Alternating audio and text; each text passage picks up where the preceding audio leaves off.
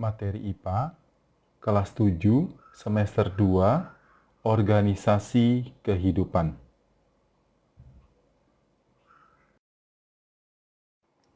Setelah pada video yang lalu, kita melihat tentang tingkat organisasi kehidupan yang dimulai dari sel, maka pada pertemuan ini kita akan melihat secara khusus tentang sel hewan.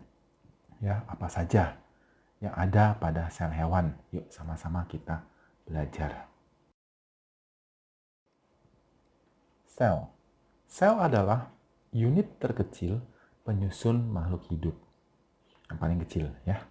Nah, makhluk hidup yang hanya memiliki satu sel saja ya disebut makhluk hidup uniseluler. Contohnya adalah bakteri, amuba, dan paramecium. Yaitu uniseluler. Dia memang cuma satu sel ya. Jadi pada waktu membelah, selnya membelah, ya akan muncul makhluk hidup yang baru. Ya, selnya baru lagi ya. Bakteri yang baru, amuba yang baru, paramecium yang baru, dan seterusnya. Ya. Nah, makhluk hidup yang tersusun atas banyak sel dinamakan makhluk hidup multiseluler seperti hewan dan tumbuhan. Nah, itu yang selnya banyak dalam satu individu makhluk hidup. Ya. Nah, kali ini kita akan melihat secara khusus tentang sel hewan. Nah, sel hewan merupakan bentuk sel eukariotik yang menyusun jaringan pada hewan. Sel eukariotik adalah bentuk sel yang sudah memiliki membran inti. Ya, sel hewan tidak mempunyai dinding sel yang keras. Ya, akibatnya sel pada hewan itu bentuknya bervariasi, ya, tidak sama bentuknya. Yaitu ya, secara umum sel hewan itu seperti itu. Ya, kita akan lihat apa saja bagian-bagian dari sel hewan. Nah, ini adalah gambar dari sel hewan. Ya.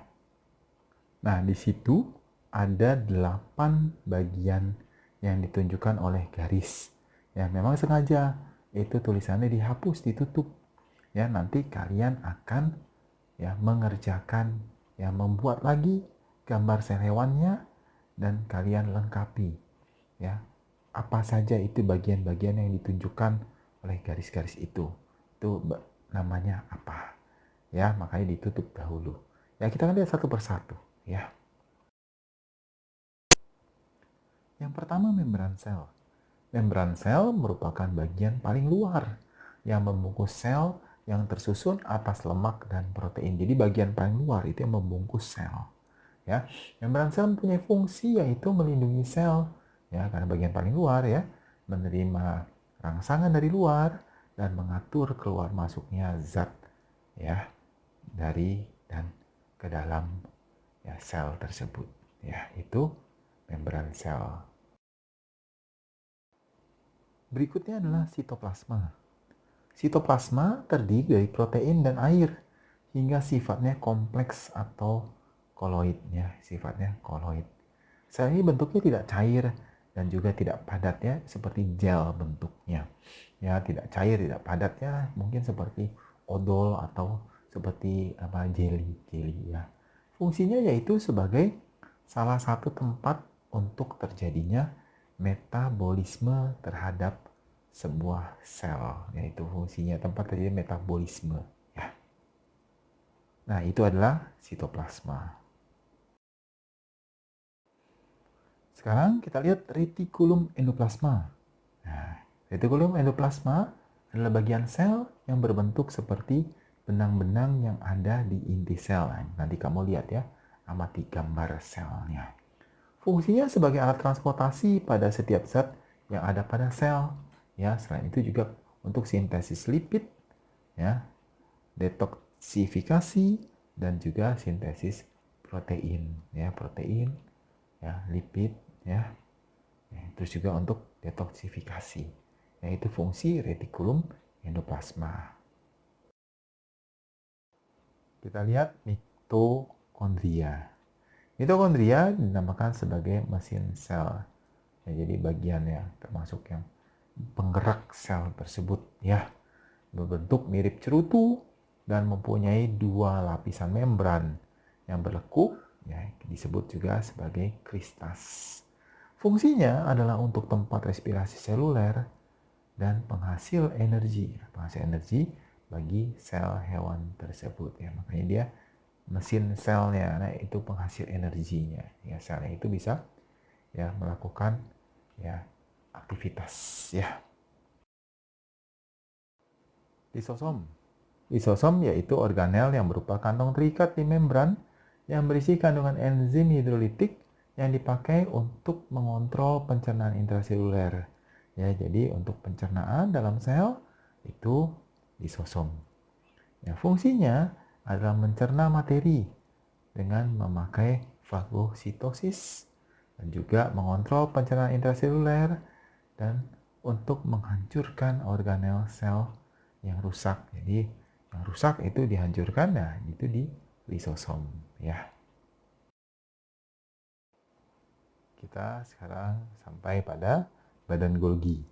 Badan Golgi atau aparatus Golgi, ya, suka disebut juga aparatus Golgi, yaitu organel yang dikaitkan dengan fungsi ekskresi sel, ya, pembuangan, ya, bagian pembuangan.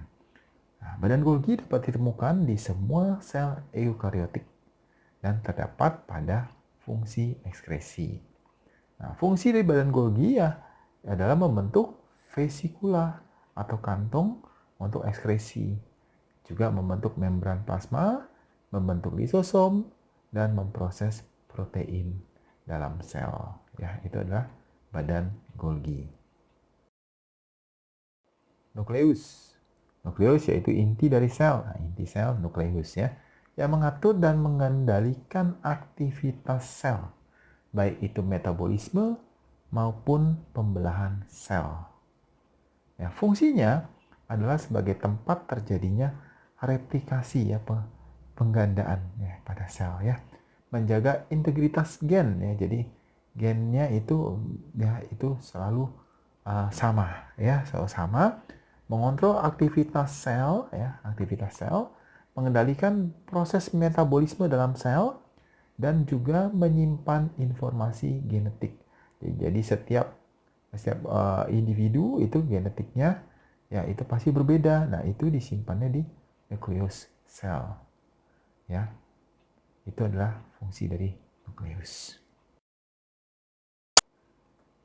Nah, yang terakhir adalah nukleolus, ya.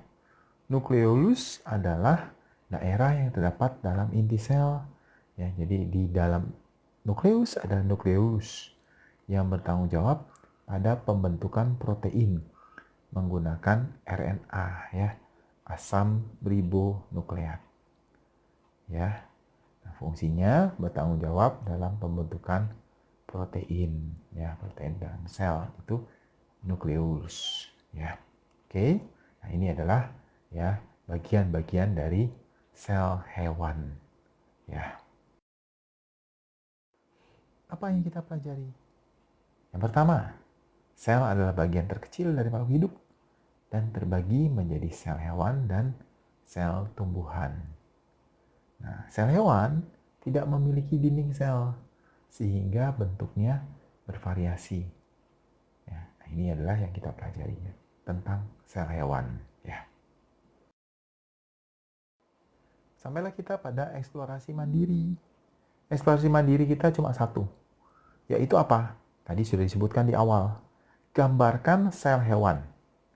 Ya, tentunya dengan warna, ya, supaya kelihatan perbedaannya. Dan keterangan bagian-bagian sel, ya, minimal 8 yang tadi digambar di slide tadi, yaitu ditunjukkan 8 garis itu, ya, keterangan-keterangannya, ya, berikan pada lembar kegiatan yang sudah disediakan. Ya, jadi kamu tinggal gambar di situ, ya, gambar dengan warna yang bagus dan juga berikan keterangan bagian-bagian sel hewannya. Ya, itu adalah tugas kamu. Oke, selamat mengerjakan. Selamat belajar. Sudah selesai kita belajar kali ini, ya. Kamu simak baik-baik, ya, video pembelajarannya, ya, kamu pelajari dan kamu kerjakan tugasnya yang baik, ya. Sampai jumpa di video berikutnya. Ya, selamat belajar. Oke?